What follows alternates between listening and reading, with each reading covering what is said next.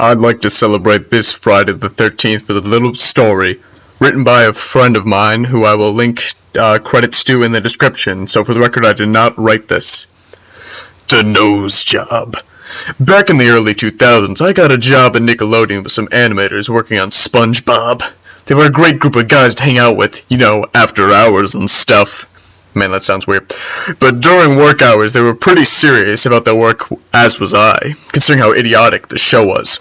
All opinions aside, I still had a good time working there, until that one fucking day when I just lost it.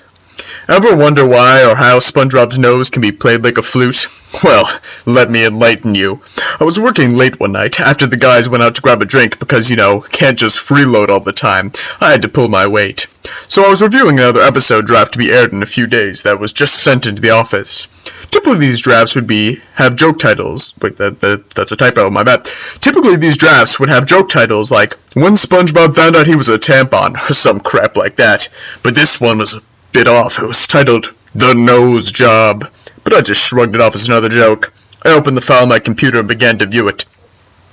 Oddly enough, the episode did not have the usual intro, but only a 5-second long clip of blackness, where the intro should be, until suddenly it skipped to a shot of a dried sponge on a beach with a bunch of lifeguards pointing and laughing at it, not to mention the fact that the sponge had a sad face crudely drawn onto its front side.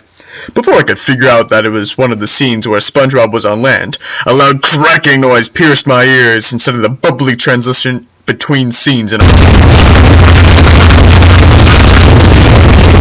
I ripped my headphones off. Quickly regaining my bearings, I put my headphones back on and jokingly thought to myself, I'm gonna kill these bastards from these weird jump cuts. I'm just scrolling down here. Alright, here we are. The next scene opened up in a dark room with a spotlight on SpongeBob. The ground appeared to be sand, so he was probably inside his pineapple, but SpongeBob wasn't facing the camera, he just had his back turned on it, rocking back and forth in a fetal position, with 3 items by his side. Beside him was a butter knife, a spatula, and strangely, a power drill. Now I was starting to get skeptical if this was even legit, so I tried calling management, but the phone line dropped, assuming it was yet another joke from the guys. So I just buckled down and decided to continue on my own. I pressed the play on the video again, but this time another horrifyingly loud crack blasted into my headphones. Determined to find the meaning of this, I just continued watching. SpongeBob was now facing the camera, but where his nose was supposed to be, it was just a flat, non-textured yellow surface. Mesmerizing in a strange way, my eyes were glued to the screen. SpongeBob then picked up a spatula and just drove it into his fucking face. Blood began to pour out of the cavity in his face as he muttered in a desperate voice, I will be perfect! And he twisted the spatula around the middle of his face until he wadded up a bunch of yellow sponge material to create a tube-like structure around the cavity. Now, knowing this was no joke, I needed to find out how this ends and reported this shit to the management or something. I continued watching this grotesque series of events unfold, unable to move from pure shock, and SpongeBob yanked and scraped this tubular thing of sponge jutting from his face with a butter knife, accompanied by the sickening bone snapping and flesh squashing, and that classic SpongeBob scream that used to be funny. Suddenly a picture flashed on the screen for about 2 seconds. When I paused and went back to examine it, it was a picture of a man with a flute driven through his nasal cavity and out the back of his head, with intestines coiled around his neck. I violently vomited all over the floor with my headphones still on, while my mind was racing to try and get me out of there.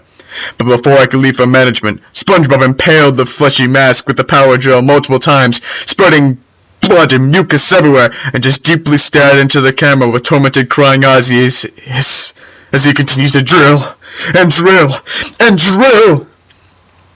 After it was all over, SpongeBob let out a scream, saying, Wait!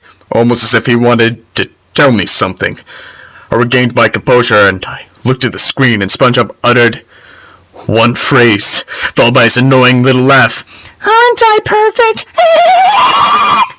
His laugh slowly distorted into deep guttural moans, and then everything stopped. Until the flute audio clip played from the usual intro and about 6 different pictures of the Oh my god.